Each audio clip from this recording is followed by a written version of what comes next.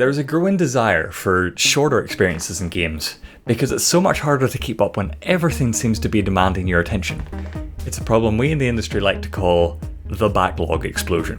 In a world of 100-hour Assassin's Creed games and these live service-based mega franchises like Call of Duty, whose next endeavour seems to be sucking away our bathroom time. Listen, Activision, I don't care if you take Crash or Spyro away from me. I do actually, but I'm just willing to accept at this point that you have always been and will continue to be the worst. Do not, I repeat, do not try and move in on my bathroom time. It's where I come up with most of my ideas for Playhouse Live. I need that time. And so you can see the appeal of just a short, non-intrusive, casual game that just strolls up to you and says, hey, no commitments. No one's going to catch feelings.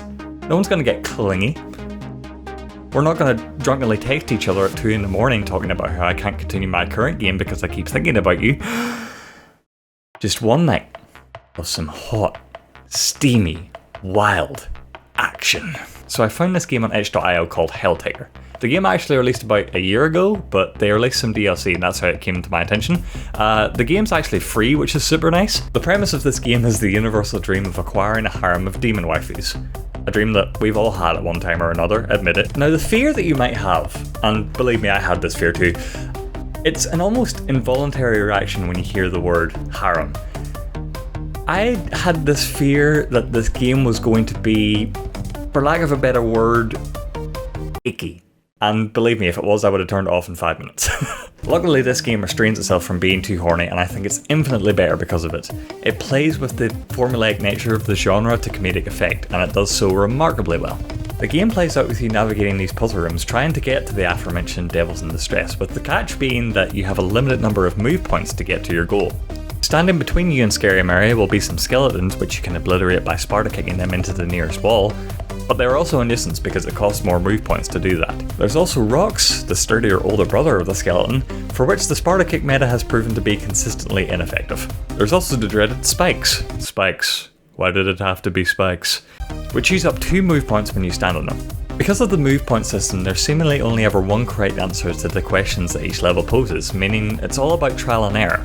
And by error, I of course mean gruesome death. The game throws you right back into the mix in seconds though, so you don't have time to be upset when you make mistakes, as you've already returned to your quest to capture Mean Jean, the literal goddamned dancing machine. Just look at her go.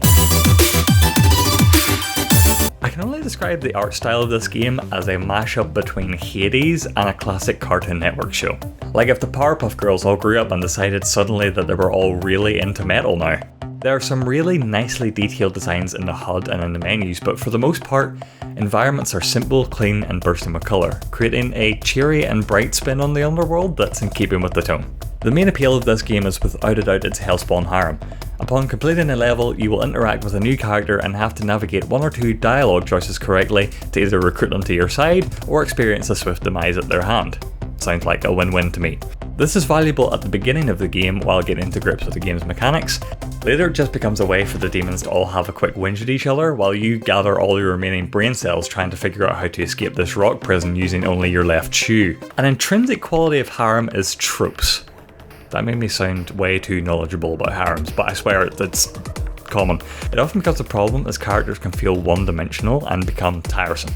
However, using tropes in this context is kind of ideal since so many characters are being thrown at you in such a short space of time. It's telling that despite the fact that most of these characters share the exact same colour palette, and the fact that one of the demons is actually 3 of them, I can still remember the entire cast and the differences between them all thanks to their unique quirks and the excellent designs that just drive them home. Dialogue doesn't feel cliché either, like the game doesn't last long enough for the tropes to wear thin by the end.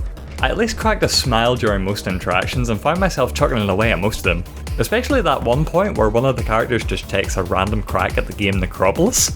Someone developing this game was very clearly burned by Necropolis and was waiting for the right time to strike, and they knew this was their chance. The game in total took me about 1 hour to beat, however this was mostly a matter of difficulty. I don't think I've mentioned yet that this game has a sharp difficulty spike about halfway through. It's almost like the developer just says, hey, we've introduced the mechanics, here's the actual game. Good luck. And there is a boss battle at the end which introduces a whole new mechanic, and it does feel like the game is pulling the rug out from under you a bit there. But like I said, it never feels too punishing because death doesn't matter in this game. And also, it totally gives you the option to just skip any level you think is too hard. Like, you can just skip this whole game and totally just interact with the demon waifus. I think that knowing the solutions to the puzzles, I could probably breeze through this game again in about 20 minutes. And like I said, there's a whole new DLC chapter which took me about another hour to beat. Again, about half of that though was the new boss battle, which was absurdly hard. Overall though, for a free game, this was just a really fun time. Actually no, because that kind of undersells it. Like, you hear free game and instantly your expectations get lowered. This is just a really well made game, full stop. Especially when Balan Wonderworld had the audacity to be $60. Balan Wonderworld should feel bad that this game exists. I hope Yuji Naka plays Helltaker and issues a public apology.